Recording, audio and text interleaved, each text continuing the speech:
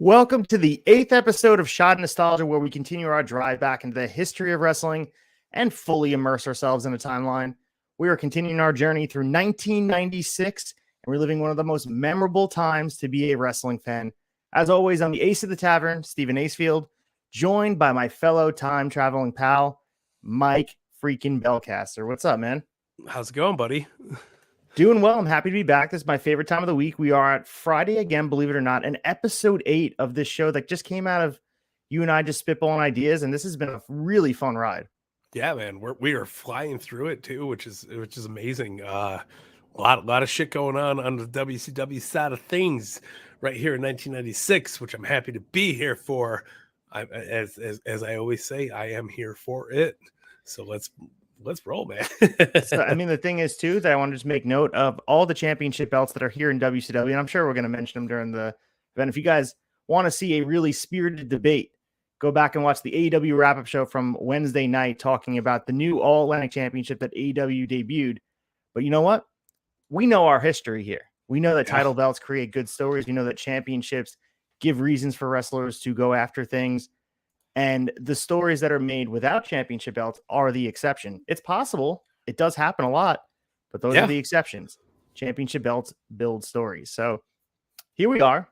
We're going to get right into what we're doing. Of course, we're going to go through the newsletters and all that. So we will be reviewing today April 1st and the April 15th episode of WCW Nitro. So they skipped a week. In my notes, it just said it was a programming thing and a scheduling issue. So there was a week that there was no Nitro. Yeah. So we will be reviewing April 1st, April 15th Nitros. Each week we'll be reviewing 2 episodes, whether it be a pay-per-view or not. And then we have freshly watched them, as you guys always know. And I want you guys to be doing the same because it's really good for you guys to watch them. Maybe pop it on while you're watching with us, crack open a little beer, and enjoy the ride. The weekend's starting. Just so you guys know, the next episode we'll be coming to, we'll be talking about the April 22nd episode of Nitro and the April 29th episode of Nitro from the Albany Civic Center, back-to-back weeks in the Civic Center, which is interesting. Yeah. And our next pay-per-view on the docket is May 19th, which is WCW Slamboree 1996. So a little bit ways away, but we'll be there soon because we just jumped a whole bunch through April. Yeah. No holds barred. Yes. We roll. Yeah. No holds barred, and we are flying through. And I know like the benchmark for us was getting to almost where we are now, like popping into June 1996. And we'll be there before you know it, because week by week, we are just chipping away at the best time to be a wrestling fan. And we're watching in real time the difference in WCW and how the booking's changing and how the aesthetic's changing.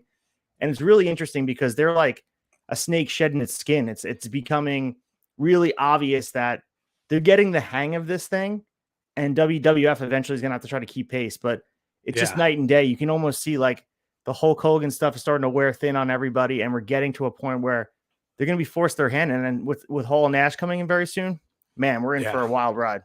Listen, that's there's no rhyme or reason why I got the bad guy shirt on. Okay, I know it's coming. I'm excited for it. I'm very, very pumped for it. And real quick, real segue here, but I appreciate the GCW pin on the lapel, sir. Looking good. Looking good. It's all good. Yes, that is the Showboat exclusive. So if you guys know, I was at, again, check out the F and GCW show that we provide here on the YouTube channel on Turnbuckle Tavern. Also audio we also have on Spotify and Apple. We are one of the only, and correct me if I'm wrong, Mike Bellcaster, the only wrestling podcast that focuses exclusively on GCW and give you guys a full rundown of the news and dedicate hours of content to GCW, and they deserve it. First of all, absolutely. No, and I think you're spot on. I don't see a lot of GCW fanfare out there, which is just blasphemy because we know they deserve it. But you know what? It doesn't hurt being the guys that get to do it. So I'm excited that we are the ones to bring the people trampling down to GCW. So and you yourself, you've been a very important part of the GCW show. So welcome to have you, and it's been a blast, man. Love that shit. I appreciate it, dude. I mean, you guys have made me more of a GCW fan. I've always enjoyed the content. I'm always dabbling, as you know, into all different promotions, watching New Japan Wrestling, watching AAA, anything I can get my hands on wrestling wise, I'm going to watch. But I felt like the fucking GCW show took me to the next level. And then when I attended my first GCW show this week, which is the Survival Tournament, that we just watched, all those death matches, it took me to the next level. Like, I am a super fan now. And I've been following the product for a while, but like, if you guys, and just check out the schedule I just posted on my Instagram yesterday. I posted the schedule that they released for their summer schedule, where they're going to be making dates. If they are coming near you, you have to check out Game Changer Wrestling. You have to. It's just an appointment for a wrestling fan. You have to check it out. No, I couldn't agree with you more. And eventually you'll have your own jug of piss, and you'll be sitting there with a fuck Matt Cardona shirt. I'm ready for it, man. Yes, and I'm all into it. And I appreciate having that platform and you guys giving me all the information and talking about MLJ and just the range that we have here and just connecting with those guys there. It's been a lot of fun, but absolutely, we digress. We're here to talk about 1996 WCW, and let's pop right into the happy hour and talking about all the news in wrestling from the newsletter from April 1996.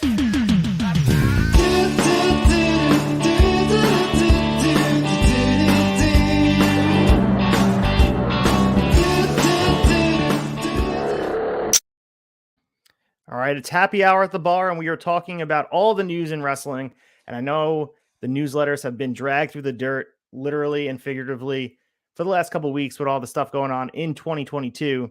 But Dave Meltzer is our guide through history, because we can just look at the results. We can watch highlights. We can watch full shows. We can watch pay-per-views. But he was a journalist collecting notes and has very thorough notes.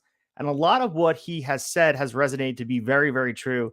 Yeah. And for the shit that Dave Meltzer gets, and, you know, eventually Sean Ross Sapp gets at this point, Fightful gets, all those people, for the most part, I would say they're like 75% accurate. And if anything, it's his perspective. So that's valuable in itself. Absolutely. I mean, who databases themselves all the way back, what are we, 24 years, something like that? Like, right. I'm not being, you know, on the math with it, but I'm just saying, I mean, who else has databased wrestling so damn well throughout history? Meltzer at least earns that on the respect chart. Like, dude's a fucking madman. And my favorite part of doing these is listening to you spew off these wrestling observers, because it leads down such a rabbit hole that I didn't even know back then when I was watching it as a kid. So I fucking love it. And Meltzer earns his space. He is an applaud. Yeah, a winning gentleman. I've been a subscriber to the Wrestling Observer newsletter, I should say, for a while now. And the online capacity, I listen to the radio show daily. And again, ripping on Dave Meltzer, that's fine. You may not agree with the things he says, but he is a historian. He has this database that you can go back in real time and check out what he was writing at the time.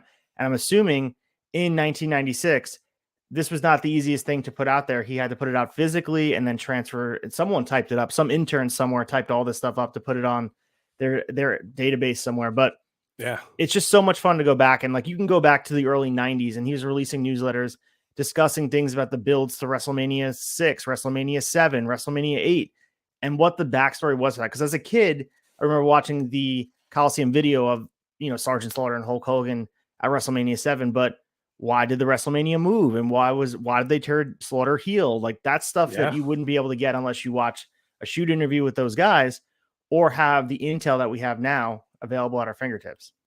100%, man. So we're going to dive into the newsletter as we promised. And we have the April 8th newsletter. And again, I type in WCW and I search through it and pour through it. There's so much other things in there that's relevant to the wrestling world at the time, but we want to stick to strictly WCW and what affects the content that we're consuming today. Interestingly enough, we have Bret Hart in the newsletter here, and this is fresh off the heels of his WrestleMania 12 loss to Shawn Michaels, where the boyhood dream came true in Anaheim, California. So this is very interesting, especially that we know what would happen next year. So this is what Meltzer had to say. Bret Hart has also told people if things don't screw up and Michaels does become the next great drawing card in wrestling, then he doesn't see any place for him in the WWF. And he's told point blank, he'll never, and never is one of those funny words in wrestling, go to WCW.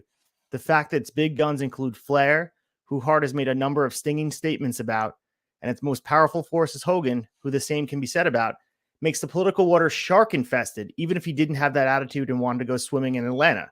Certainly the way the title change went down, with Hart having the sharpshooter at the bell after going 60 minutes to a no-falls draw, then after being sent into a surprise sudden death period with almost a fluke quick title change pinfall allows Bret Hart the perfect opportunity to do his believable interviews about being screwed by authority to hype a rematch.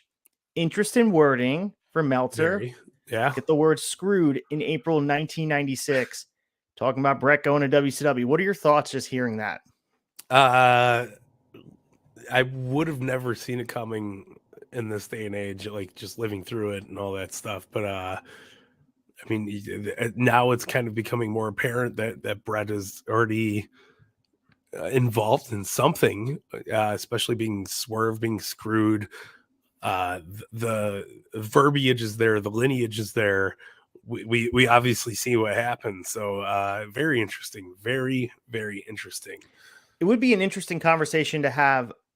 I don't know the podcast idea and the structure, but things that people say never would have happened that do happen. So never is a word in wrestling that is never true. I mean, that sounds like, a backwards statement, but it's, Ric Flair said he's retired and he's never coming back. We knew that's false. He's wrestling at the end of July. Bret Hart is never going to WCW. Okay. Hulk Hogan is never leaving WWF. We know that's not true. So we can go down the list and kind of find what the nevers that became possibilities and what their impact was. I don't know if there's a never that had as much impact on the WWF as Bret Hart leaving, especially the screw job. Maybe Bret's impact in WCW eventually wasn't what, Ted Turner and Eric Bischoff thought it would be because of how they booked him. Yeah. But the screw job started off and kicked off the Attitude Era. So we would not have the wrestling we have today without the screw job, whether you believe it's a work or a shoot or whatever. No, that's beside the point. Absolutely. I think the screw job was that turning point. A lot of people got to see a very pissed off person from WWF clamoring to go to WCW, fire me, spitting in Vince's face. He's slapping the shit out of everybody. He's ready to roll. And regardless if it's a work or a shoot, you feel it really deep and you're ready to roll with it. Like, you're like, let's go. Yeah. I think Bret played into it very well. If it was a work, this is one of the best works in pro wrestling history, and time's kind of leaning towards it's been a work. We got a lot of good details coming out, especially recently, about people kind of knowing what was ahead for Bret Hart, man. Yeah, I mean, it's hard to say, and we're not here to debate that right now. I would say, gun to my head, I would say it's probably a shoot, just because of how authentic it's affected Bret Hart's life. Like, I feel like it's negatively affected his life. Like, he looks like he became a different person post 1997.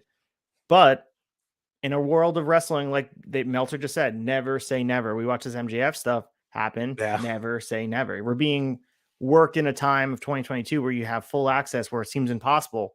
Fans believe they're smarter than ever, but in truth, we are dumber than ever. We know less than ever, even though we have access to all the information, which is hilarious.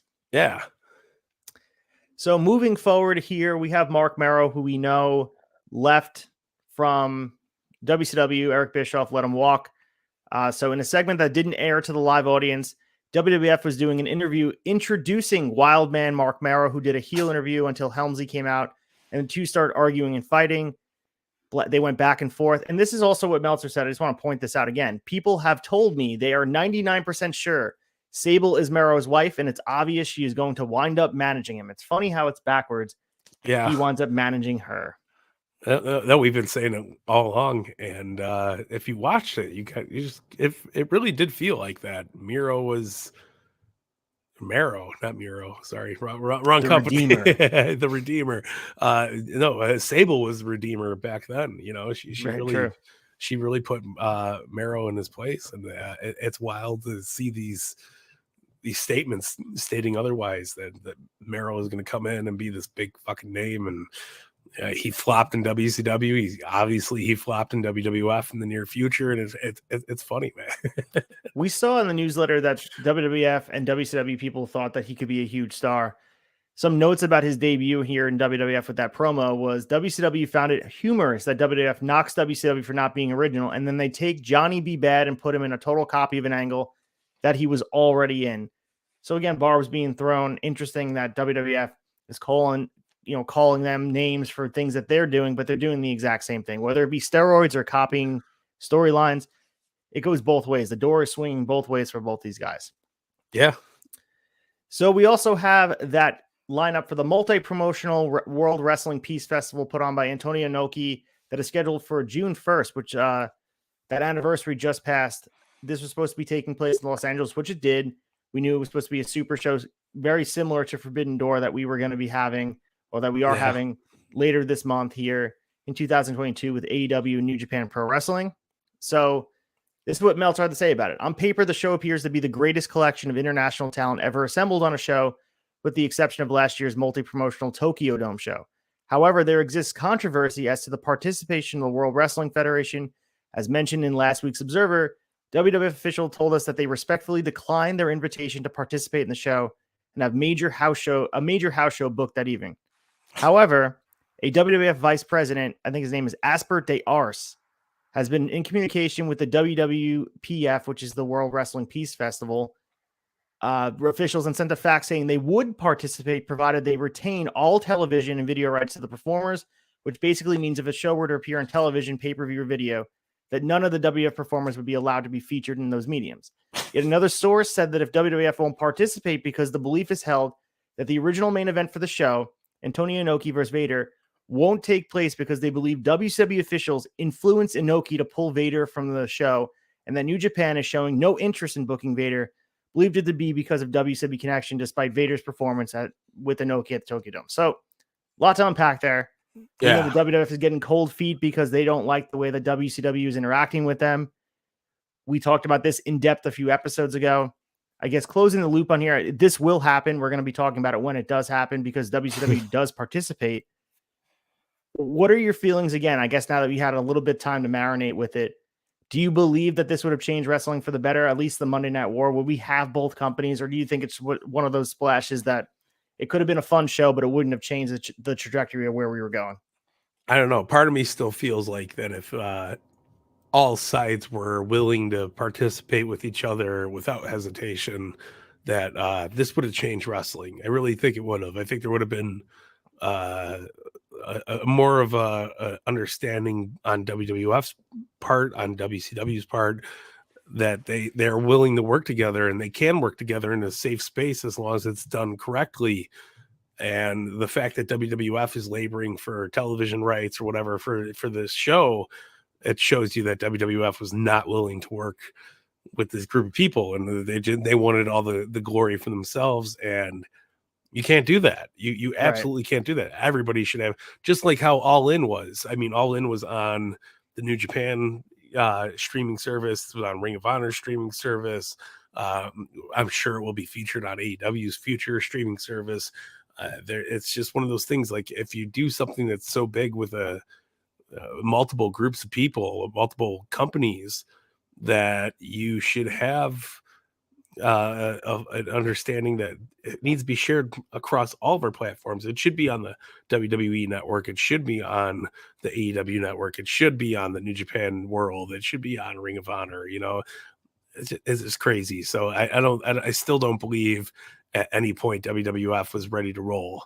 I think they were still holding back, and I think that regardless of what happened, I think it would have been very successful if all parties agreed to hop on it. And so you guys know that we like to tie in today, and we're talking about Tanahashi being involved in the main event for the interim AEW World Championship.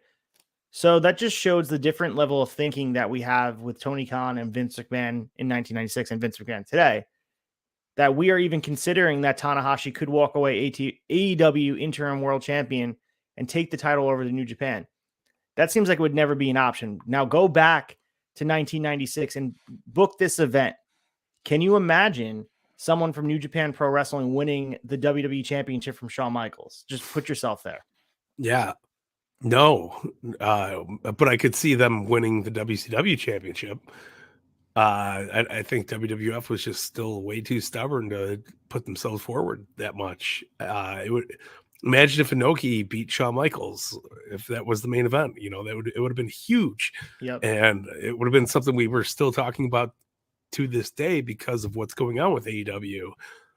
I don't think WWF is ready for it. I don't think WWE is ready for it. Whatever the case may be, I think there's just some stigma about how they have to be at the top show, the top promotion, the top everything, and it's a little silly at this point. Yeah, maybe it's naivety of Tony Khan because he hasn't been burned by the business, but it's a level of insecurity that Vince has from 1996 even today. Yeah, That you're, because you know what, of what he's done. It was a scorched earth policy on his part where he destroyed everything in his wake to get what he wanted and create this multi-dimensional media company that was started as this little mom and pop wrestling territory. yeah, And kudos to Vince for doing that. But that level of destroying everything around you makes you unable to trust anybody because you wouldn't trust yourself. yeah. So I think Tony Khan has this level of thinking that everybody can work collaboratively, and the more wrestling that everyone has together, the better it is, where you have guys crossing over into different promotions and working together. It's good for exposure. I mean, how good is it for their market in Japan to have the AEW World Championship there for whether it's 6 weeks or 8 weeks or 10 weeks when Punk is just healing? How good would it be to have the champion there and build that brand in Japan?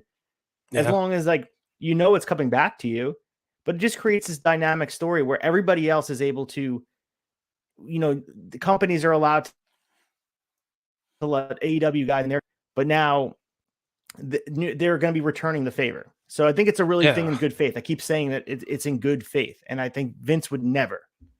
No, I don't think so either. I think Tony Khan has, even if like you want to call it naiveness or, you know, not experienced enough, I think it's a beneficial aspect to have going into business because of the fact that you could put that you could lean on somebody from a different company to make your shit work, especially when one of your top guys, or the top guy, if you want to call CM Punk that, is injured at the moment.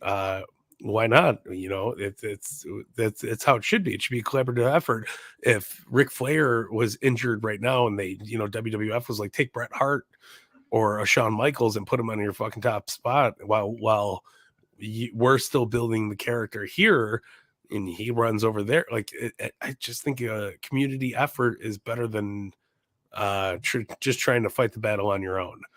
It's so interesting because Vince Sr. had that mindset. He sent Andre over to Japan. You watch highlights of Hulk Hogan in Japan. It was done before Vince Jr. took over. And I think it is, you become jaded because of how aggressive Vince was in his expansion, that he's just waiting for someone to come take the throne from him. And I think that has limited. And I know WWE has grown to heights that they've grown, but not in a wrestling way. In a media entertainment brand, yeah, of course, they've grown to great heights that people probably never would have thought. But as a wrestling company, you could say that they've regressed, that they have become worse as a wrestling product because they don't even identify as being a wrestling company. We even heard Nick Khan say that we are not a wrestling promotion. So it's just interesting that Tony Khan has a different mindset, and it's refreshing. Let's just be honest about it.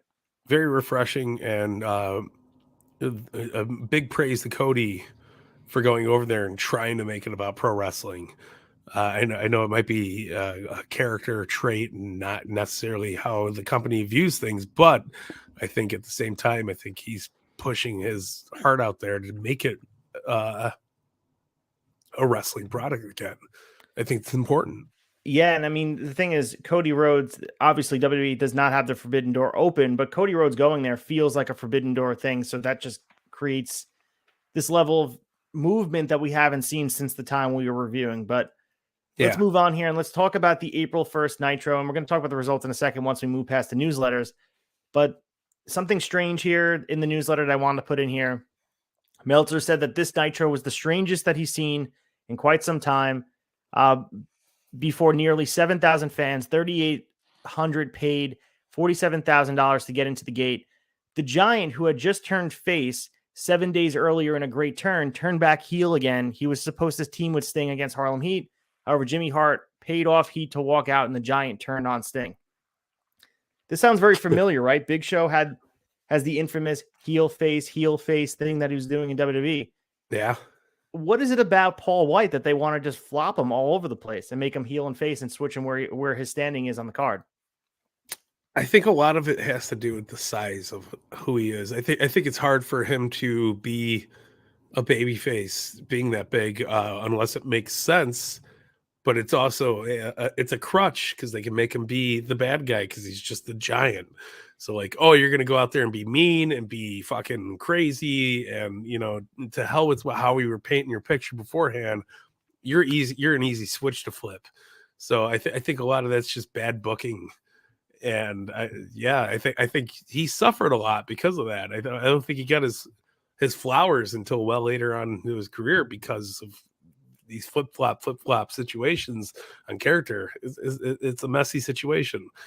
Yeah, we talked a lot about Paul White last week and just talked about how he's underappreciated because of the fact of, like you mentioned, he got overexposed in WWE, and I think he was at this point an attraction. He was a young guy, 20-something years old, one of the youngest world champions before Randy Orton and Brock Lesnar got involved, to win a championship, green as goose shit coming into the company, but so athletic for his size. I don't even know. For me, I think he's definitely a better heel. I think his best work has been done as a heel, whether it be when he came in the corporation in WWF, or even that work with Paul Heyman that we alluded to last week, talking in the 2003 run when he won the championship and Heyman turned on Lesnar, all that stuff. But he's a victim of circumstance, and I think a lot of times he's booked as like a side guy, and like, let's just use him in a role that fits here and now, without really getting him to where he needed to be. So I think we didn't see the best of Big Show's career. I think his best run, now that I'm watching this, was in his early run as the Giant. I think this was a lot. He had this appeal, and maybe it was the lore of they were booking Ms. Andre's son. They still had this, I guess, attraction level to him. He wasn't overexposed yet. And I think he's been great to watch through 1996. No, I couldn't agree more. I think, like I said, that's how I fell in love with him as a character. They were booking him as Andre's kid.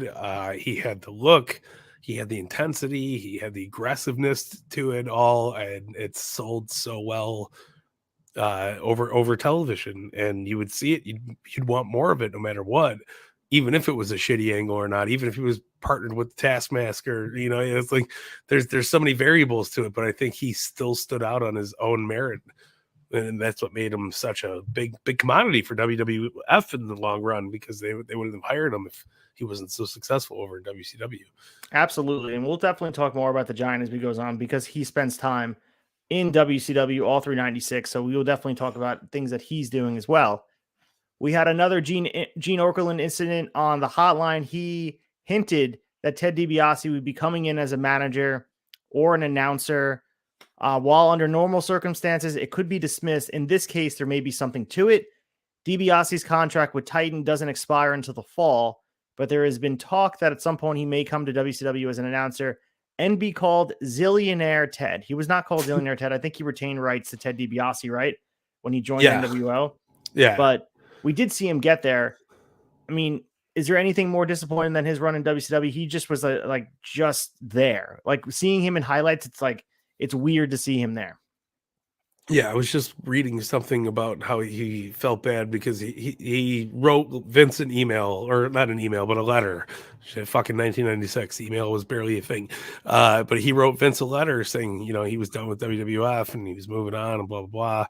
But I think it hindered his career. I think it hindered who the $1 Million Man was. I think it hindered Ted DiBiase's overall appeal to newer fans, people that would have been catching him as a manager on WWF, whatever it would be.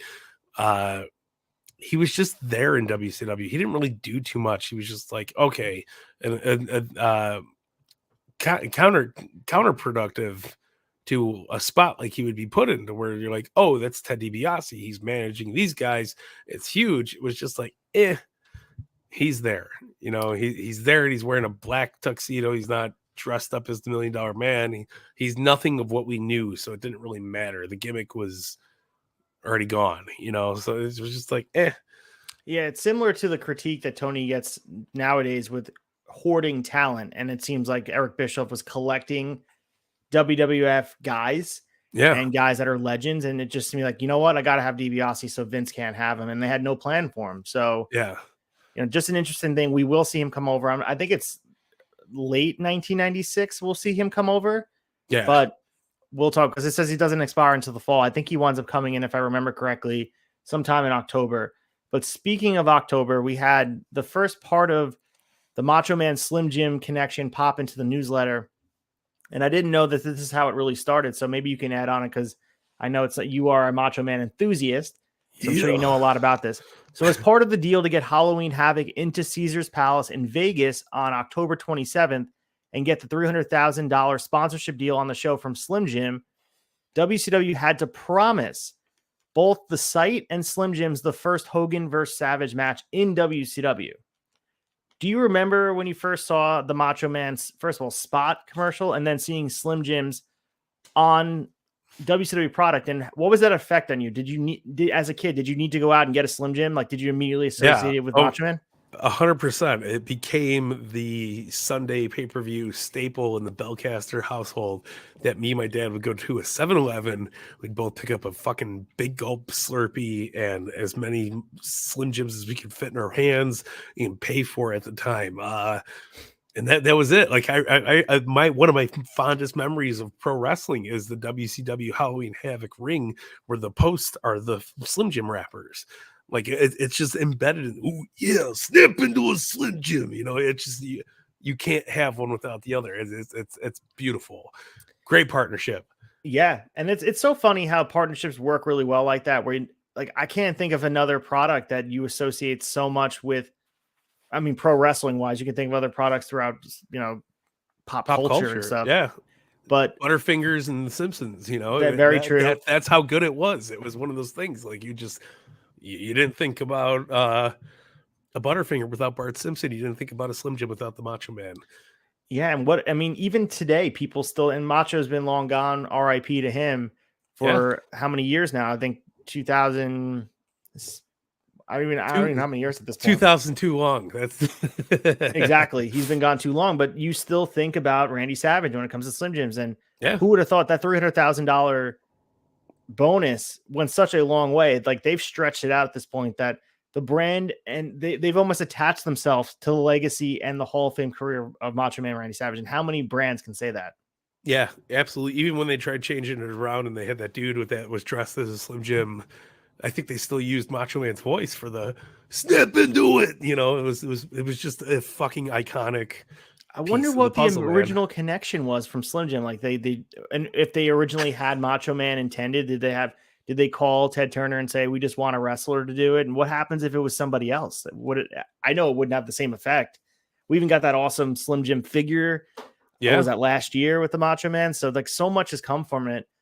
And it's just interesting, because it's such a cool, monumental, historic connection in wrestling that it's hard to compare, in wrestling. I can't think of another brand that has the same legacy, really, with a wrestler. No Cricket Wireless commercial in the world can hold its fucking own to a Slim Jim commercial. But I also remember around 97 ish, Slim Jim would hand out these pamphlets at the stores when you were going to buy them.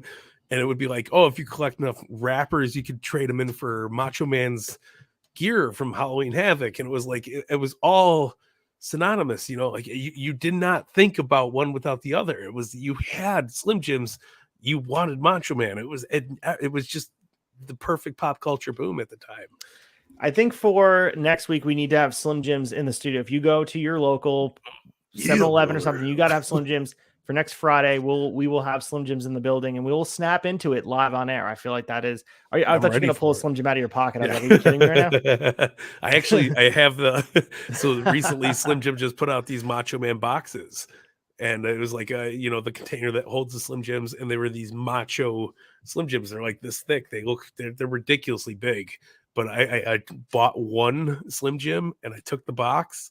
And I still have that Slim Jim. It looks moldy as shit and old as hell, but I'm never going to open it. Yeah. It's just part of the thing, but it's got Macho Man doing the thing on the box. Yeah. You're like, okay, how can you not want to get that? That's an amazing story. And I'm sure we're going to talk more about it as we get closer to October, but we're going to move into the April 15th newsletter.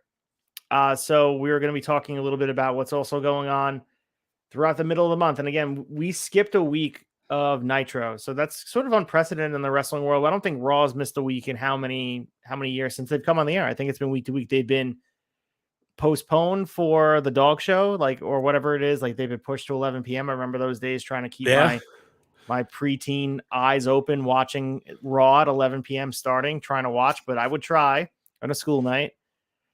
So let's move towards Slamboree. So the May 19th Slamboree from Baton Rouge will have 8 so-called blind draw tag teams with 16 winners, presumably going into a battle royal, with the winner of the battle royal getting a shot at the world champion, whomever he should be at the time, on the June pay-per-view in Baltimore. Hulk Hogan won't appear on the card, which, if 1995 is any indication, means it will probably be a thumbs-up show. That's a Meltzer little jab at him. There will be 3 singles matches as well. A main event of Sting versus the Giant, a U.S. title match with Conan defending against opponent not definite, most likely just Jushin Liger, who's booked on the card, and what I believe will be billed as the finals of the Cruiserweight tournament, with Otani coming in, likely against Eddie Guerrero or Chris Benoit. The only tag match announced thus far is Hawk and Booker T versus Animal and Lex Luger, which at least has tremendous intrigue to it.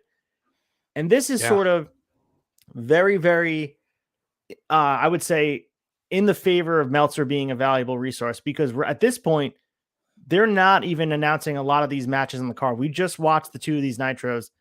This card is not even close to complete, and he has the full run of the show. So he has a source.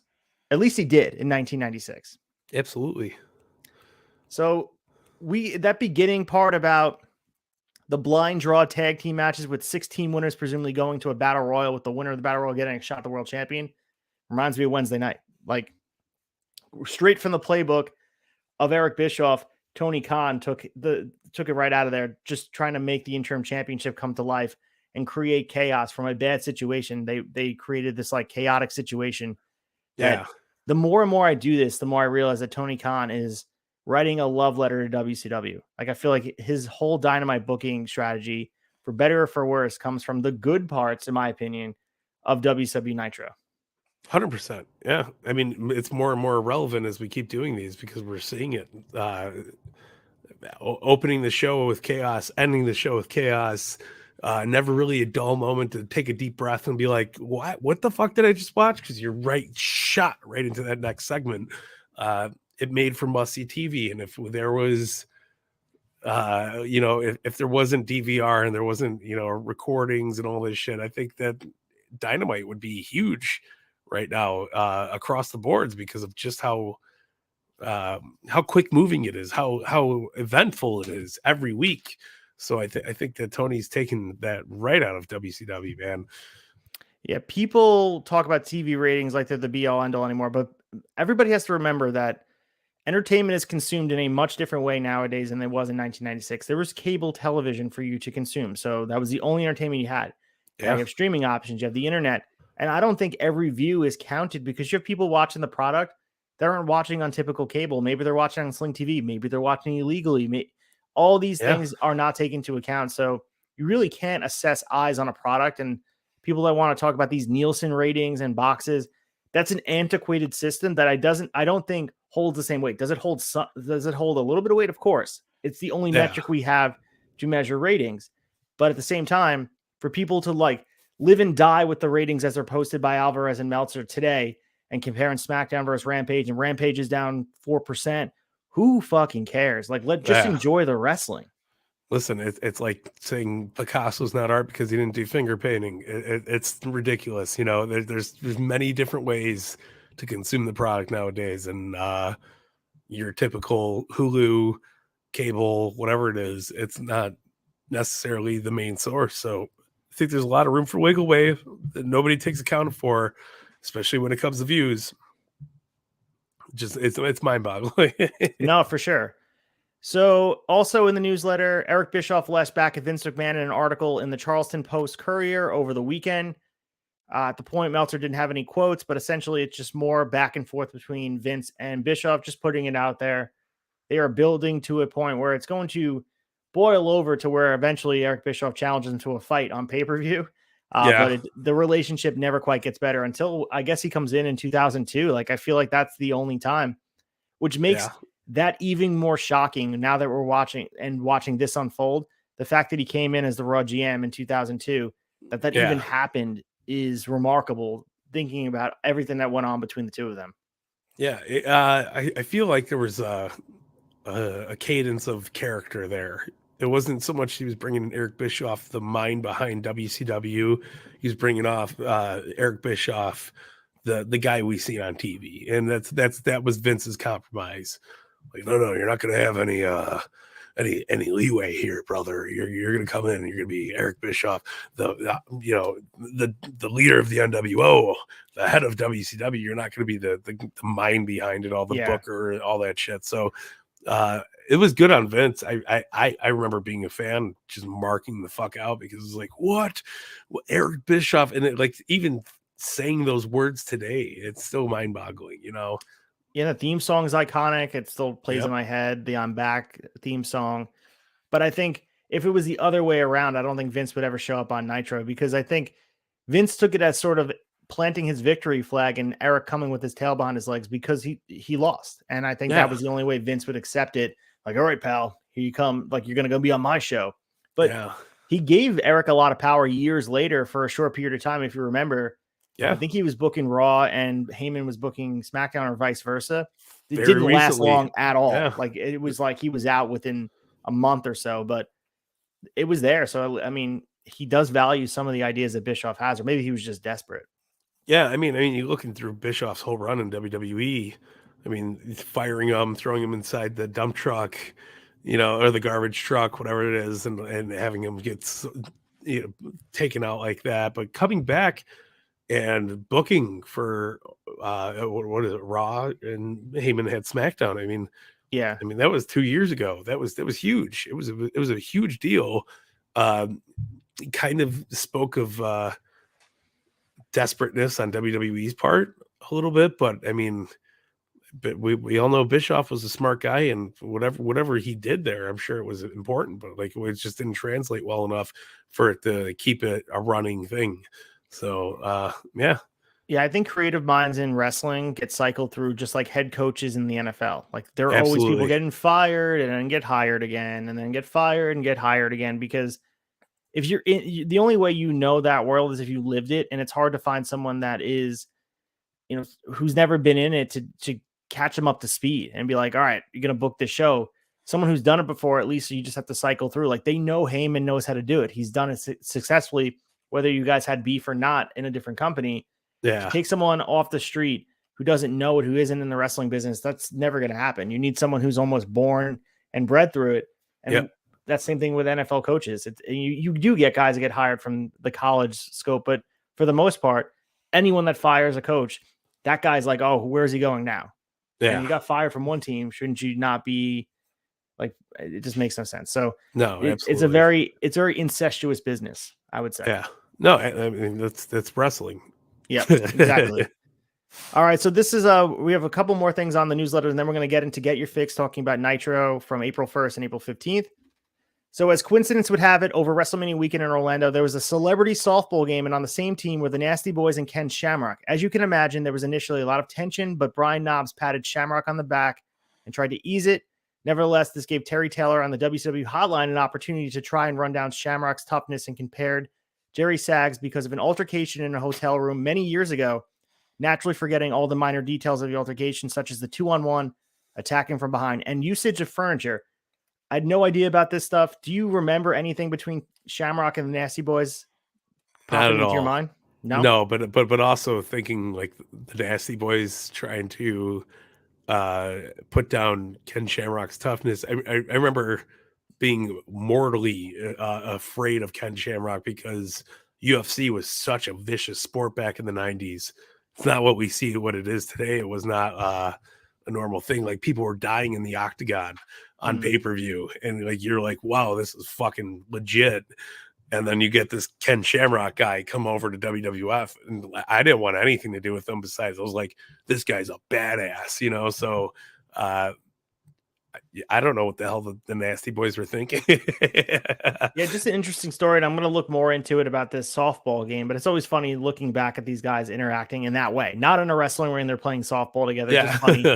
You know, the Nasty Boys, I imagine, were wearing that paint sprayed shirt. Like, they had to be. What else do they wear? Like, I still believe that, you know, they're still wearing, Brian Knobbs and Sags are wearing their attire everywhere they go. I don't know why. Yeah, no, absolutely. I've seen them on conventions in the last 10 years. They still do dress the gimmick. Yeah, the hair is Leather the same, coats, everything. yeah, Yep. leather coats and everything, and they're like in their 60s. It's asinine. But I mean, the worst person to paint a bad picture on would be Ken Shamrock. I would assume Ken Shamrock would fuck them up.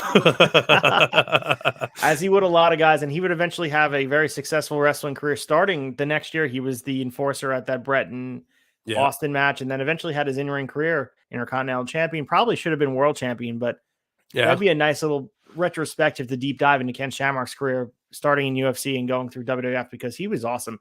Great book, by the way. He has a great book that came out. He does, yeah. I think it was 2 years ago. Great read. Very good read. I read it in like 2 days. That's fucking awesome. And like I said, he's not only talented, but he was legit one of the toughest guys in any business. I don't he's the last person I'd be like, hey, fuck you. You know, especially in an attitude era where technical wrestling wasn't highlighted. Eventually we got guys like Kurt Angle would come in, but he was that guy in the attitude era in 1999 that was even like go back to WrestleMania 14. He helped build The Rock to where he was. Like he got him going with that IC match and having Shamrock beat Rock for the IC title, but it was reversed because he beat the shit out of all the refs. Yeah.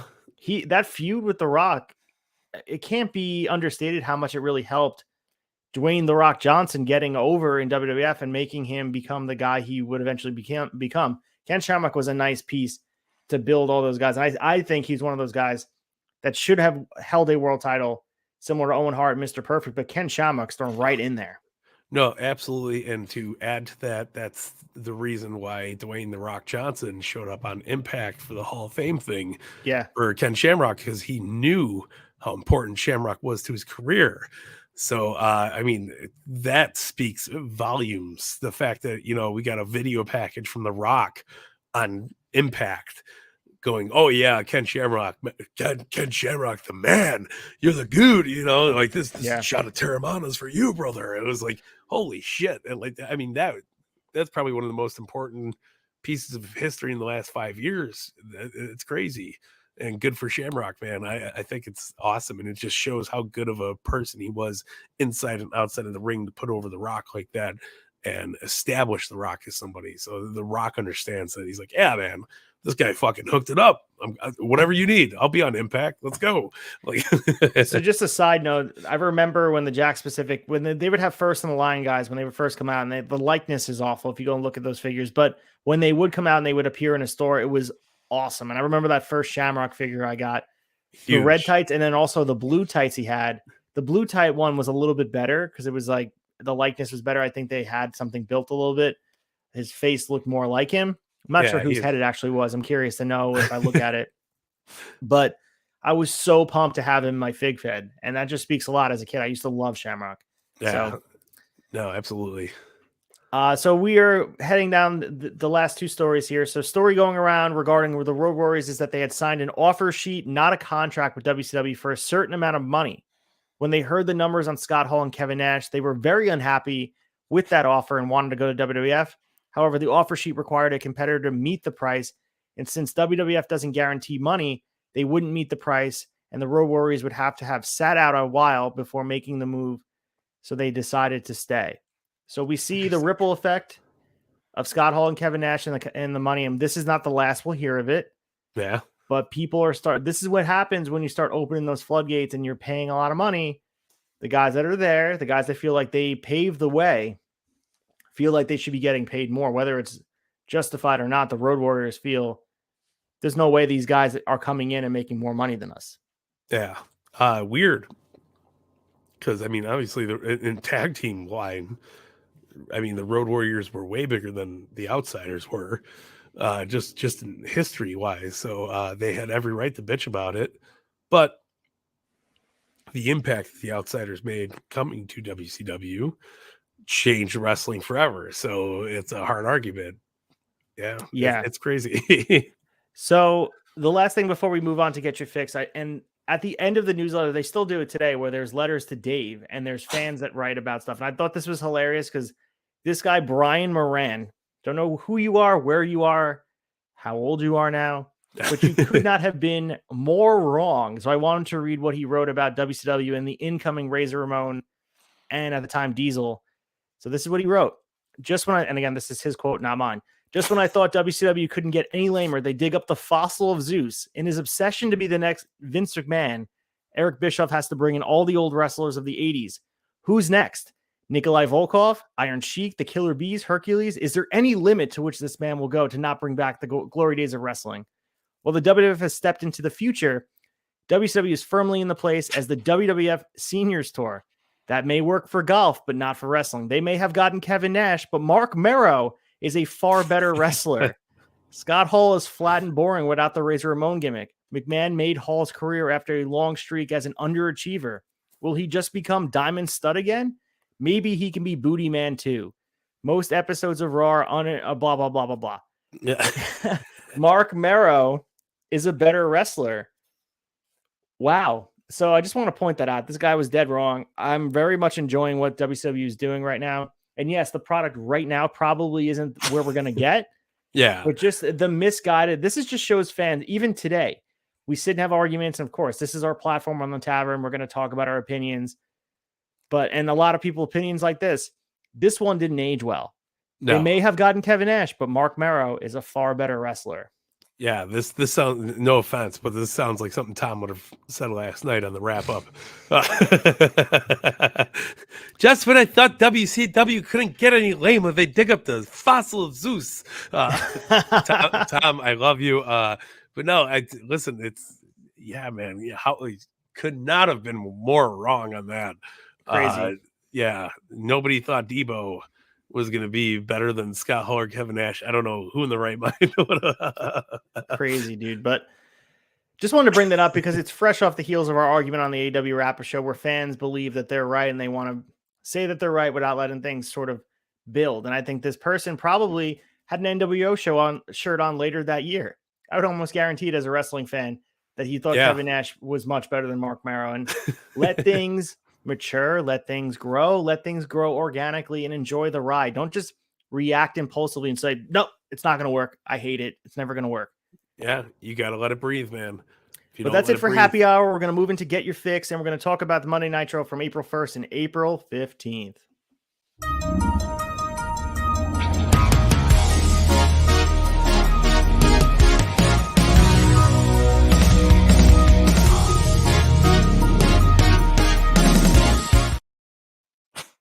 Still my favorite Hulk Hogan persona. So good. Hulk Hogan. Pop it on the banner, guys, so you guys can check out the results on the bottom. But we have our WCW Monday Nitro from April 1st, 1996, live from Cleveland, Ohio, the Convocation Center. So just to give you guys a reminder, the current WCW champions as stands April 1st, 1996. We have Ric Flair as the WCW champion. We have Conan as the U.S. champion. We have the WCW World Tag Team champion, Sting and Lex Luger. And of course, we have the WCW World Television Champion, Lex Luger. Weird. They have a TV title and a mid-card title. That's weird, right? I mean, who does that? Sounds asinine. Well, it's bullshit. It's never going to work. All right. So our announcers here, Eric Bischoff, Bobby Heenan, and of course, the Emmy Award-winning Steve Mongo McMichael opening the show. And we have an impromptu match to start the show right in the ring. The Giant defeating Sting. I love the Sting. I love the Sting. I love the Sting. The Sting's a good guy. He's the best. With the makeup and the commercials, he looks great. So again, this is fresh off the heels of the newsletter we just wrote. Giant was showing signs of a face turn just last week, but they maybe got cold feet, brought him back heel. So now he's working with Sting here. I do enjoy when these matches start in the ring. We saw that last week this week on Dynamite where the match is just starting. You have entrances going and you just hop right into the action. No warming up in the bullpen. And I feel like Nitro does that really well where you just join the action in progress. It feels authentic. This had that feel. This match did not go long. 2 minutes and 41 seconds to be exact.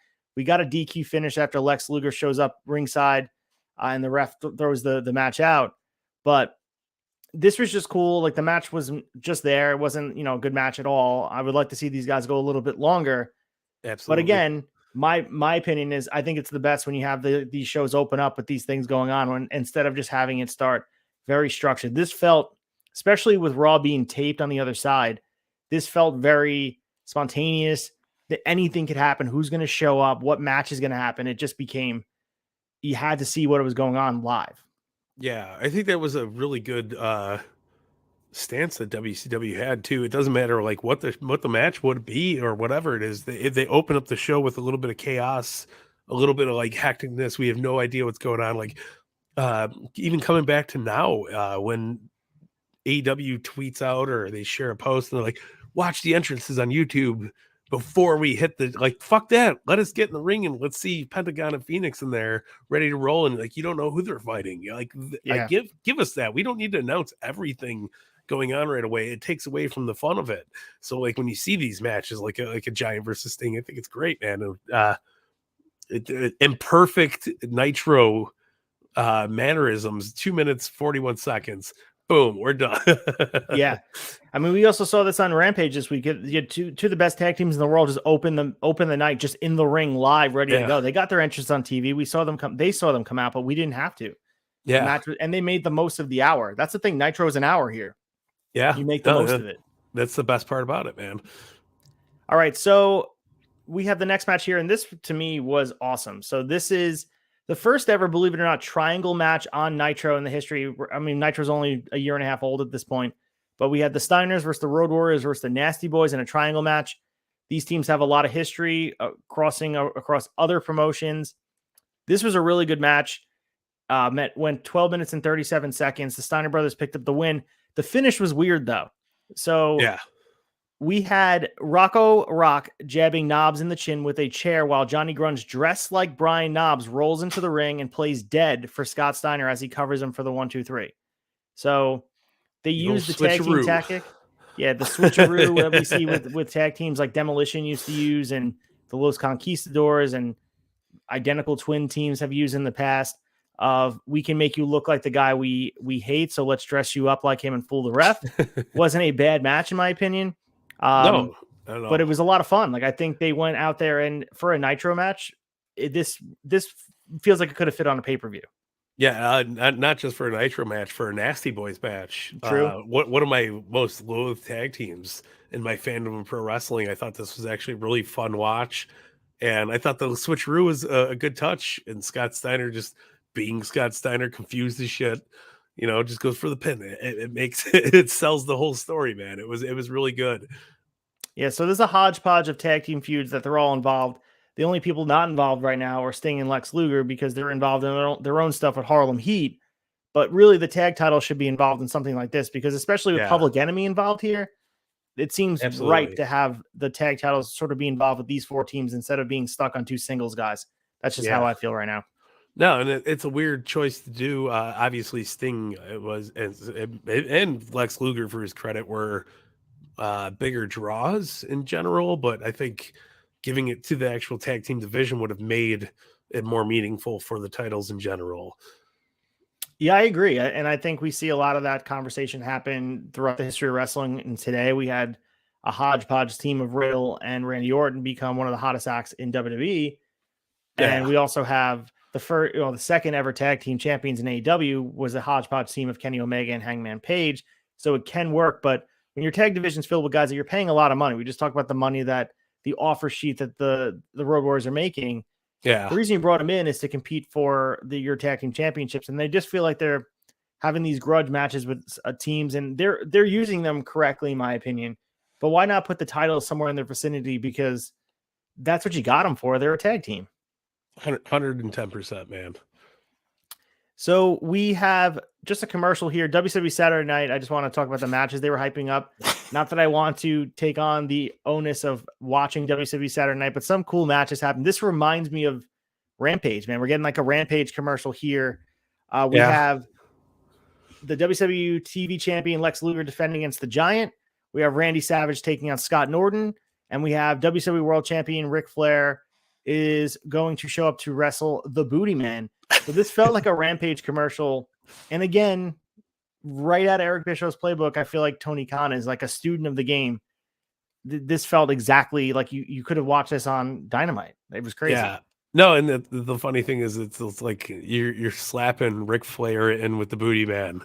Not a dig on AEW by any means, but like we see a lot of those random mashup matches happen on Rampage where it's just like, Hangman Adam Page is going to fight Max Caster next week right here live on Rampage. And like, everybody's like, oh, maybe I should tune in. Yeah, maybe, that sounds interesting enough, Exactly. So we have Hogan not in the main event, but we have Hulk Hogan and the Booty Man teaming, and they have the Booty Babe, who we know is Kimberly, taking on Kevin Sullivan and Arn Anderson with Elizabeth and Woman.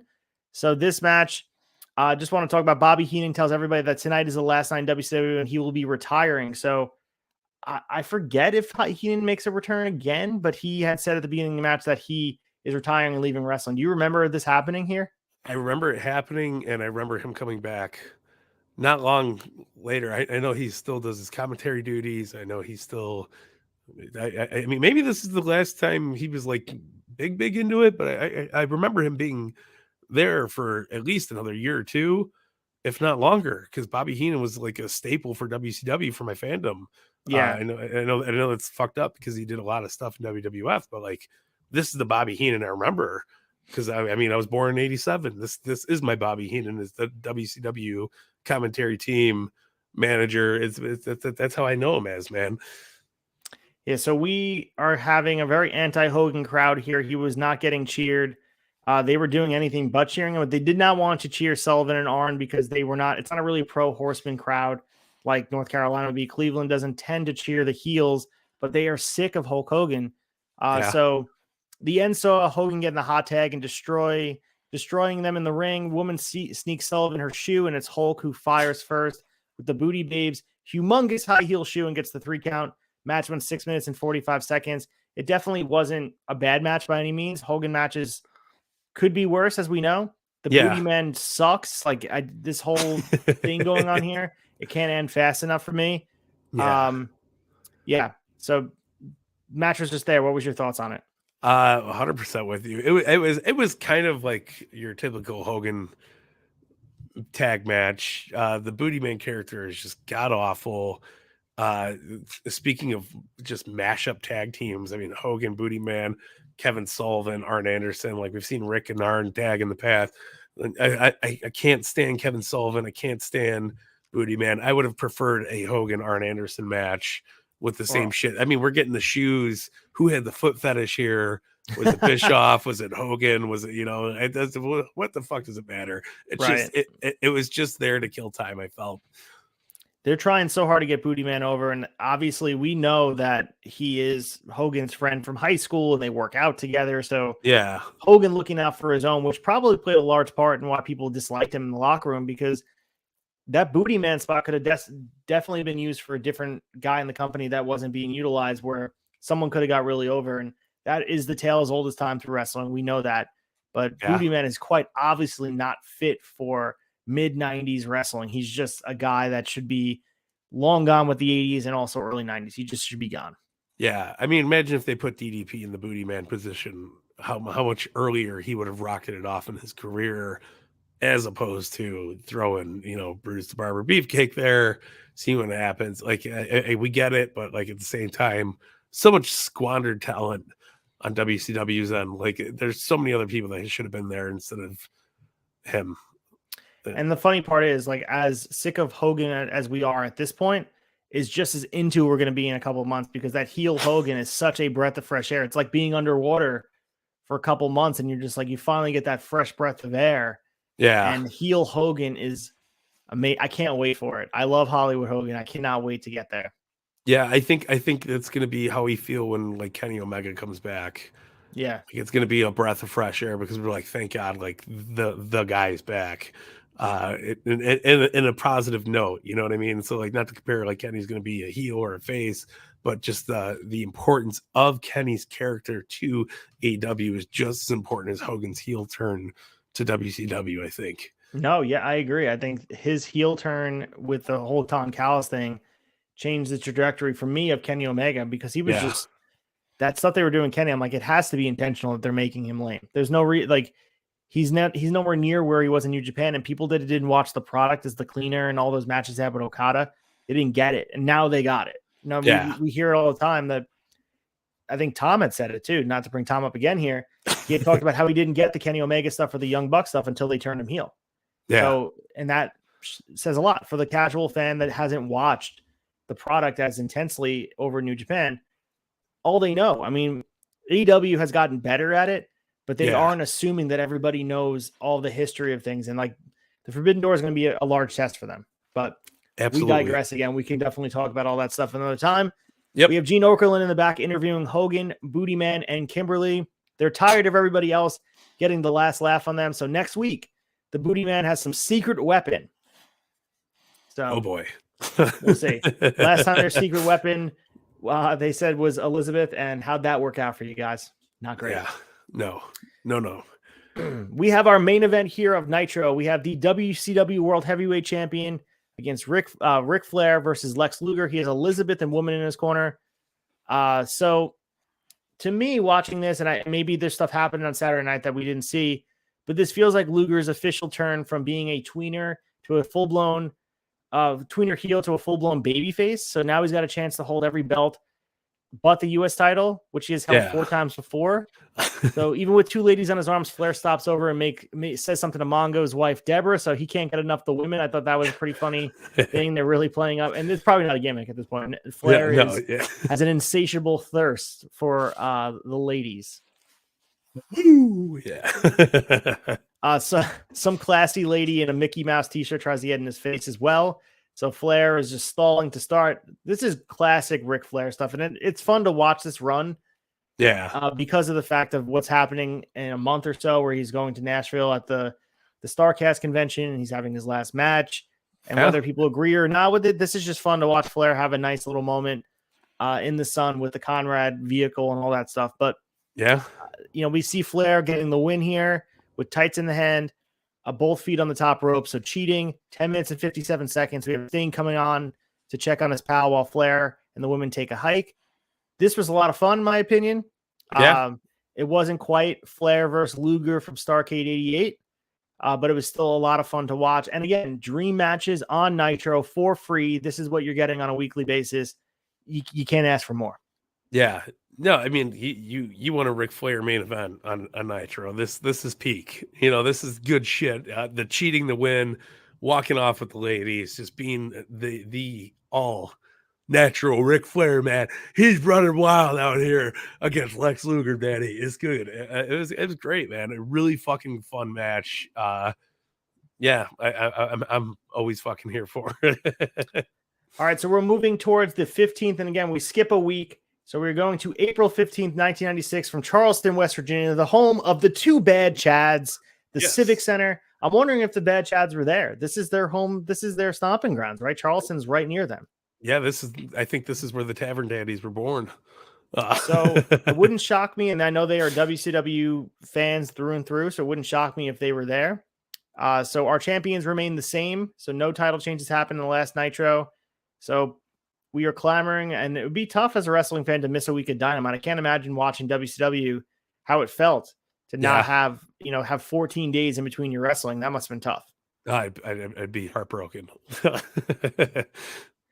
So our opening match, we have Hulk Hogan with the Booty Babe, a.k.a. Kimberly, versus Arn Anderson and Kevin Sullivan, with Elizabeth, Woman, and Jimmy Hart in a handicap match. So a lot of people at ringside. I always love managers and stuff, but it's just WCW at this point. It's insane the amount of people that come out to the ring with everybody and everything going on outside. It fits the chaotic nature of what the product is, but it's just a lot sometimes to see all those women, the 2 of them and Jimmy Hart. Just not needed. Jimmy Hart could have stayed in the back. Jimmy Hart could have put on heels too and played off himself as like a female out there as well. No, I think listen, it's almost overkill. You don't need 10 people outside. It's like bringing the Dungeon of Doom out for a Kevin Sullivan match. Right. We're kind of seeing it, but not in full force. But like, imagine if they had the Giant out there and Loch Ness. Like, it would just be way overkill. Yeah. And this is just a taste of what the overkill could have been. So the stipulation in this match is if Hogan wins, he gets 5 minutes alone with the manager of his choice. So if Arn or Sullivan win, they get 5 minutes alone with the Booty Babe. So apparently the Booty Man's injured and the match got changed from a mixed tag to this. This is what they had said in the announcement. Hard to know what the original announcement was because we didn't see anything in the newsletter. Yeah. So Hogan eventually gets the win here, 4 minutes and 12 seconds. We have Hogan having a hard time deciding in the ring who he wants to get his hands on. So worse between Liz and Woman. So he settles for Jimmy Hart. Powder flies out of Jimmy, but it misses Hogan. Here comes the Giant to save his manager, chokeslam to Hogan. And Hogan gets right up and no-sells the goddamn chokeslam. Horrible. Big boot, big slam, and the Giant follows. Gene Okerlund comes out in the ring and taps Hogan on the shoulder. He's in attack mode, picks up Gene for a slam, and then realizes it's just Gene. That was a fun little spot there with Hogan. I'll give him some credit there. Meanwhile, Giant gets out of dodge, and Gene gets a quick word from Hogan. We get the typical Hogan promo, the what you're going to do when I come back, and continue to my whole stuff and whatever. But apparently, this would be his last match before the heel turn because he goes on a little break here. And I'm not sure if this is true or not, but just from what I was reading, this was the thing I highlighted in my notes, that this would be his last match moving into for the summer because he's taking a little bit of break before he comes back for Bash at the Beach and that whole run. Yeah, I was almost certain it was at the cage match at Uncensored, but I mean, here we are. So I was shocked to see Hogan on these last two episodes. I'm pretty sure this is it, though. I'm 99% sure this is it, and it was your typical Hogan match, typical Hogan promo. Mean Gene spot was fun, but brother, what you gonna do, brother, when Hollywood Hogan comes running wild on you? Like, I can't wait. He's going to film Thunder in Paradise, I think it was right now. Yes. Is that what we're at? Like, I think the timeline matches up. I could be wrong on the show. It's weird though; it didn't show up in the newsletter at all. And maybe I can go back and check it out. But there was nothing about Hogan filming a movie. Like, I feel like he's one of the biggest stars in wrestling. The fact that it wasn't showing up in the newsletter, was weird. But whatever. I think it's good. I mean, at this point, the Hulkamania train has pulled into the station well out of gas. They are just like ready. It's ready to end. I mean, people were ready to turn on him. And I think WCW realized, and at the time, they probably, I would say they didn't know he would be the third man for Bash at the Beach and be the third man with Hogan with Hall and Nash, because they're not even there yet. Yeah. But I'd be interested to see what the newsletter progresses about how Hogan eventually becomes that guy. 100%. And one more quick thing is, like, how, if this was all a work and they did know, how smart of it was WCW to pull Hogan from in April, and let it breathe for the next 3 months.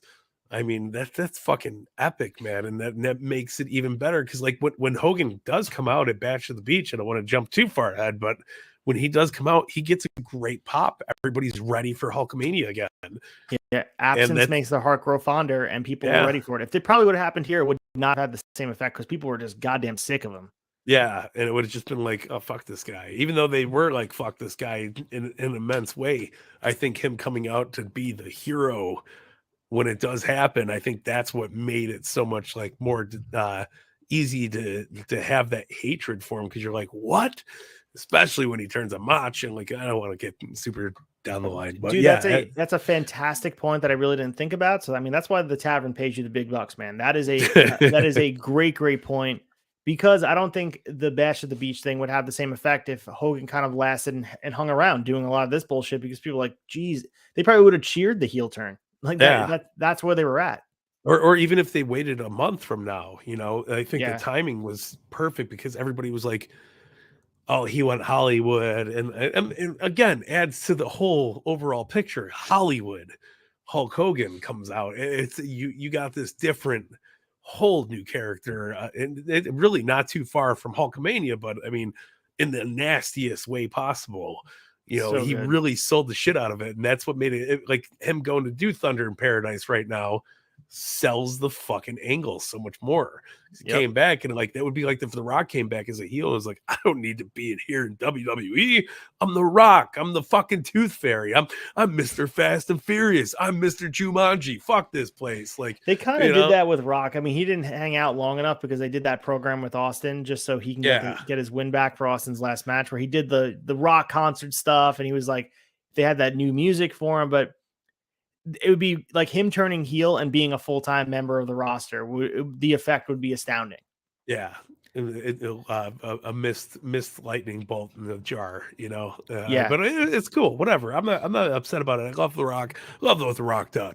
Rock was a great guy. What can he say except you're welcome? As the flagship says, Dwayne The Rock Johnson for president at the end of every show. Yeah. We love The Rock here in the Tavern. So the next match here is we have the Nasty Boys and the Public Enemy in a street fight. This is a match that goes 9 minutes and 17 seconds. A lot going on here. This is a typical Public Enemy Nasty Boys match. There was a lot of crazy spots, crazy for the time, I should say. Yeah. Big guys going through tables and stuff. So the end saw Rocco taking a break from beating Sags with a chair and catches Knobs coming off the ropes. Public Enemy sets Knobs on the table, but Grunge misses a dive and goes through for the 1-2-3. Nasty spot on his tailbone. Rocco Rock knocks Knobs off the apron down to the guardrail so they can double team splash Sags for a table. A pretty nasty spot there. No Rocco somersaults, planches onto Grunge while he's standing on the apron, and they both fall on top of Sags. I wrote it was pretty crazy stuff. It was fun. Yeah. It's what you got these guys for. I could take it or leave it. It doesn't really fit the card because there's no championships involved. They're not even involved in the tag title picture. Yeah, it's definitely a space filler. Your typical Nasty Boys Public Enemy match. Very much kid did they wrestle at Slamboree? Is that what we covered? Is this Slamboree? I'm fucking all over the place. What was the last review? Not uncensored. Before uncensored. Super Brawl. Super Brawl. Sorry, yeah. They have Slamboree as well.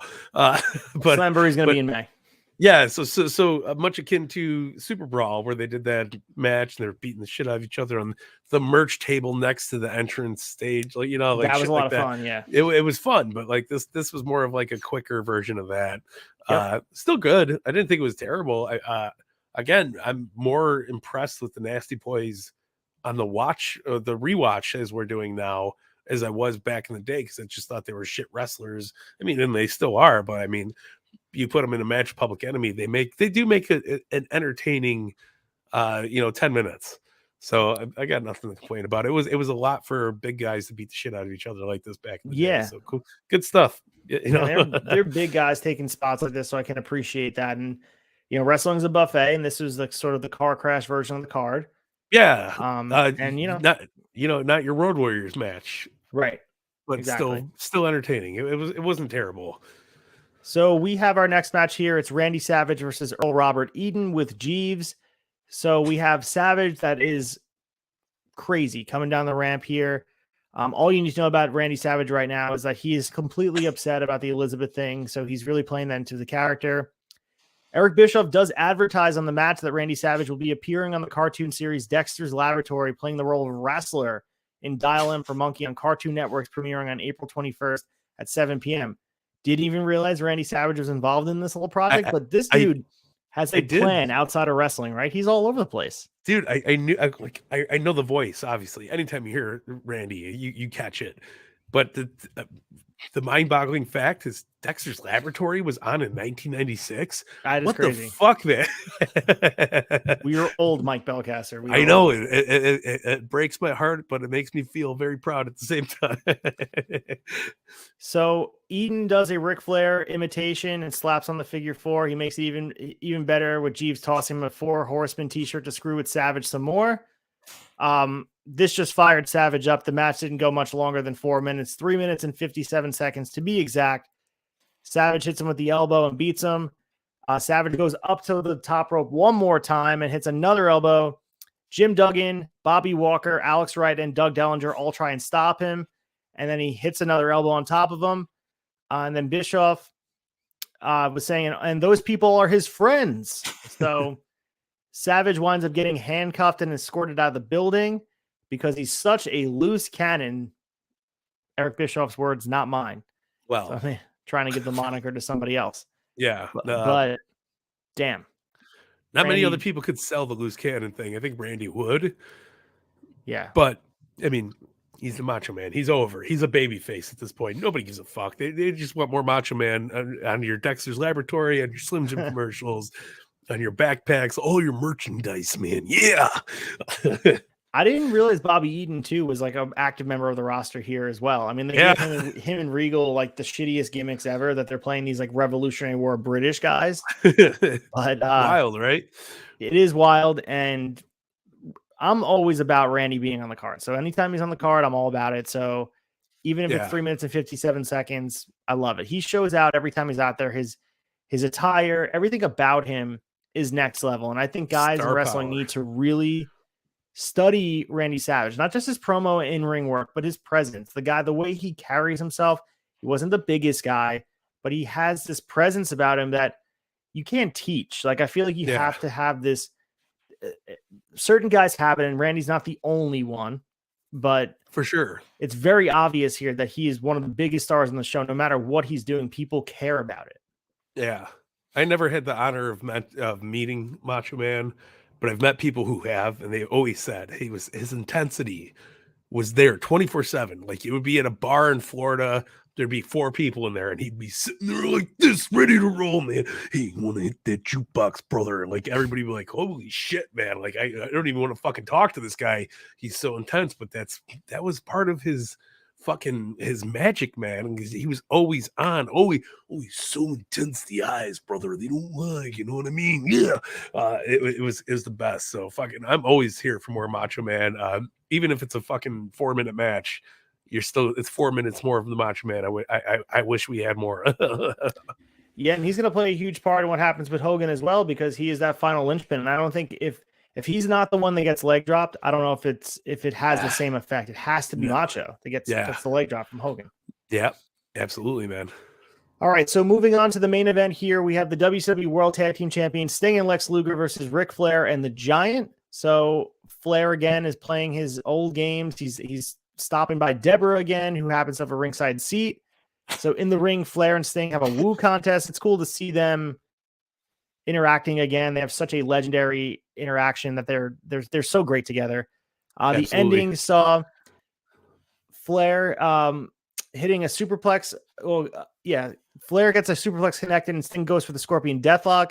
Luger punches Giant back until he's staggering around. Woman hops up on the apron with another cup of coffee. Lex walks over towards her as she tosses the coffee, but Luger ducks, and his coffee hits Sting in the face. The ref calls for the bell. This may be the first time I've seen coffee cause a DQ. So what are your thoughts on this main event here? It felt rushed, felt very last minute put together. I don't know how much more we could absolutely see Ric Flair and, a member of the Dungeon of Doom team up against, be it Hogan, Savage, Sting, Luger. I'm over it at this point. I'm ready for something else to happen, which I'm sure we're getting to. But the cup of Joe to the face. What the fuck's going on? This is not the chaos that we ended Nitro on. Yeah. Fire the people at catering. What the fuck is that? It was weird too. In the middle of the match, Flair and the Giant were fighting outside the ring, and the ref wasn't counting. So, like, the ref wants to enforce the rules. Now you're not even counting out. But yeah, thus is wrestling. We see a lot of today. It doesn't matter what product we're watching. It could be WWE, it could be AEW, it could be Impact. You see that selective refereeness coming around once in a while, and it really takes away from everything, especially when you have a DQ finish, especially when it comes down to a cup of coffee. It's just mind-boggling. Yeah, so after the show, Heenan closes us out with Eric Bischoff. So, they do their usual shtick, and they say we have to go. We ran out of time, and that's the end of Nitro. So that is it for the week. We are going to hit our chaser, and we're going to talk about our favorite moments from the last 2 nights of Nitro.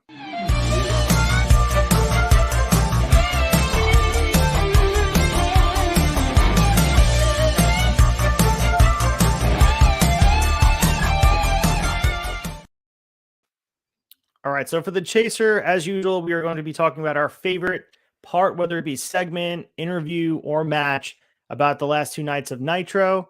So I'll let you start, Mike Belcaster. What was your favorite part about these 2 nights of Nitro? There's some good wrestling on here. There was a lot of good wrestling, a lot of good crazy shit going on. I really enjoyed the Steiners, the Road Warriors, Nasty Boys. I thought that was a really fun match. Arn with the throat cut. Absolutely. Yep. It really sells Glock Anderson years before we were introduced to Glock Anderson. So much to where he's getting his own action figure now. It's fucking awesome. It's going to be great. But I mean, Randy Savage against Bobby Eaton was not that bad. It was a quick match, but fucking stood the test of time. It was fun to watch.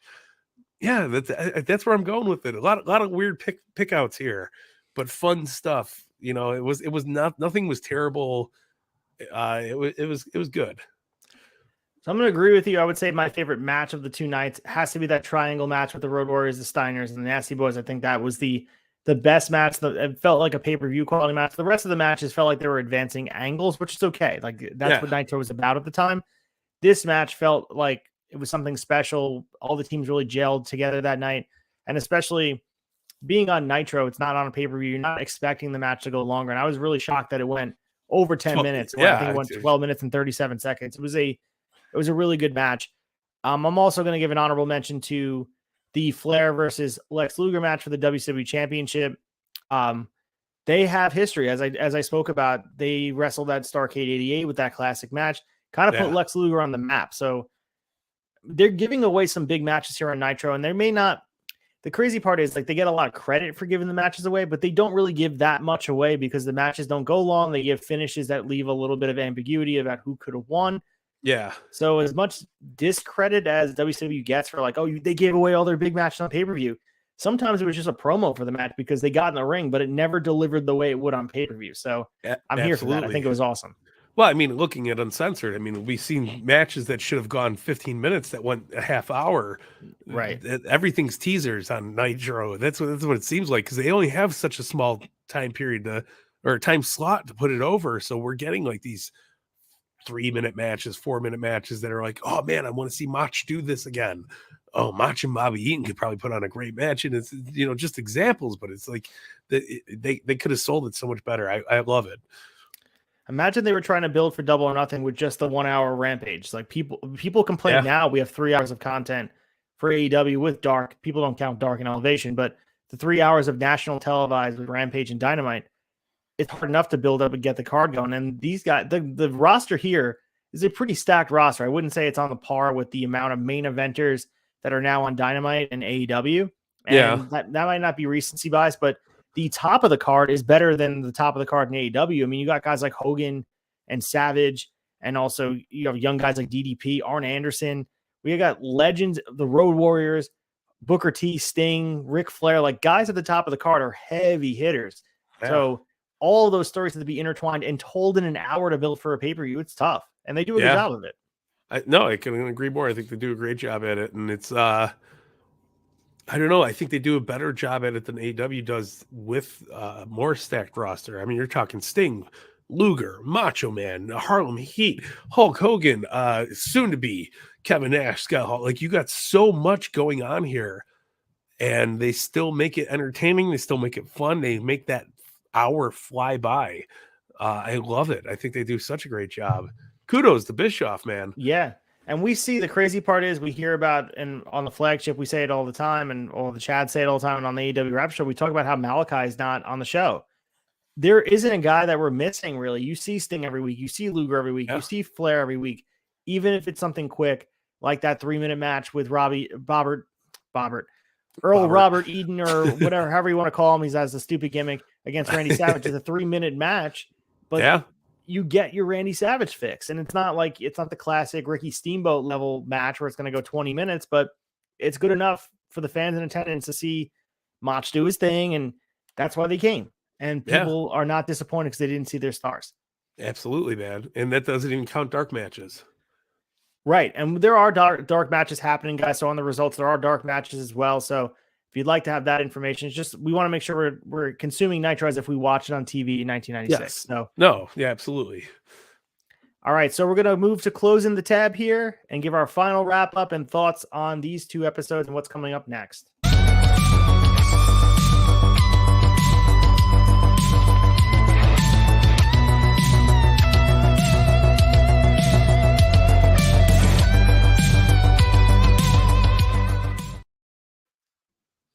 All right, the bar lights are coming on, and again, That girl you were talking to does not look as good as she did with the glow of the jukebox on her face. So let's get our things together and head home.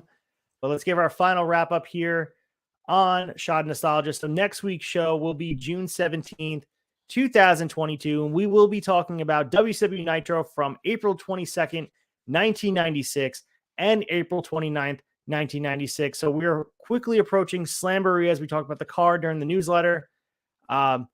We will have episode 10 2 weeks from now, May 6th, 1996. And then the go home show before Slamboree, May 13th, 1996 of Nitro. So a lot going on. We are cruising, getting ready for July. We say goodbye to the red and yellow Hogan.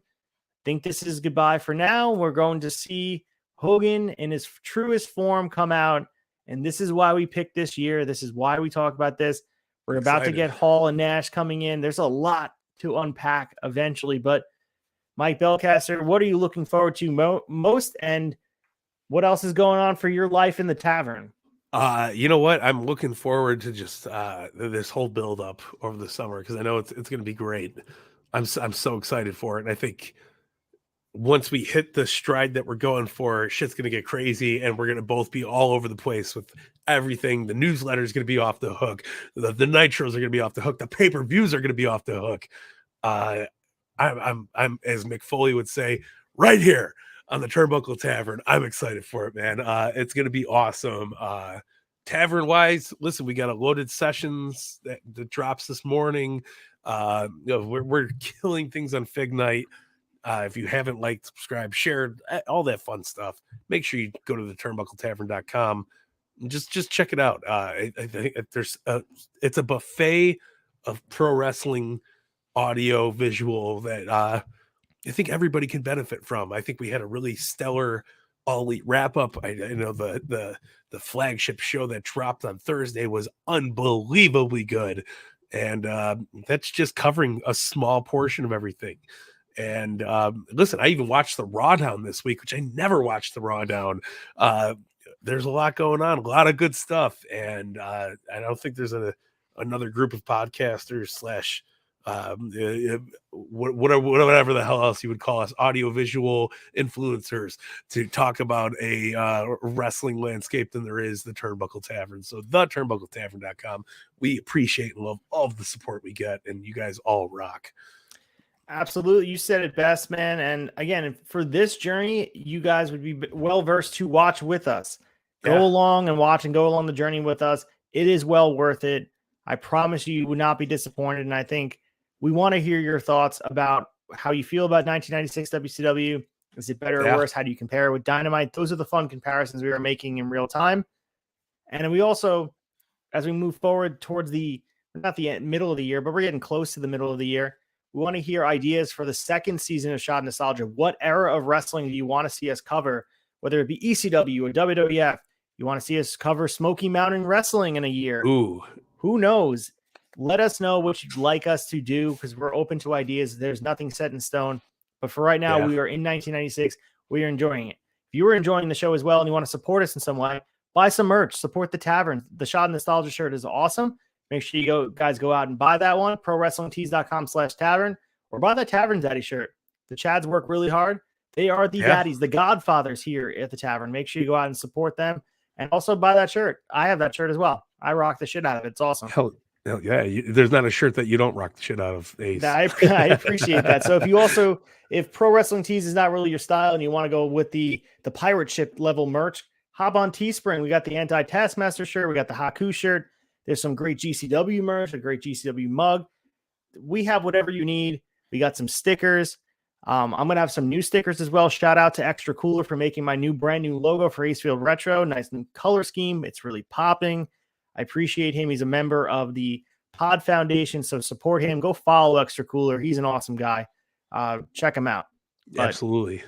We're going to have to head out into start our weekends, and this was a blast. I really appreciate you guys watching us. And again, hop along the journey with us. It's so worth it. And the progression we're seeing, I think the thing I didn't consider, Mr. Mike Belcaster, was the fact that how appropriate, how relatable this is to wrestling today. I didn't think the connections could be made this easily. but it's so true. We're seeing almost a mirror image of what's happening in 1996 now happen in 2022.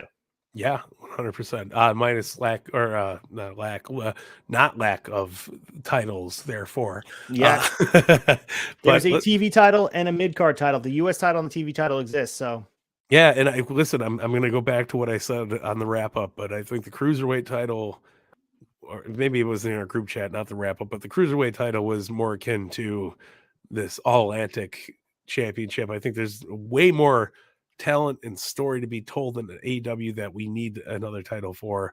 Don't be salty about it. Let it happen. Just enjoy the ride, man. Buckle up in that passenger seat, light a cigarette, grab yourself a drink. Let's roll, man, because we're getting in the guts of everything. Pro wrestling is going to be a great time, regardless of how we feel about it. I could be salty too, and I listen. Everybody's got reservations about things, but just chill out, enjoy the ride, man. Who knows what's going to happen in a year from now? This might not be a thing. In a year from now, this might be the biggest title that's ever launched in pro wrestling history. It's too early to judge, man. And give the mid carders something to fight for, guys. Stop hating on mid carders. Let them do their thing. Ethan what did the mid carders ever do to you guys? This is Ethan Page's time to fucking shine, man. Let it happen. But guys, make sure you guys go out there, tip your bartenders. We got to go. We're out of time. We'll see you next week.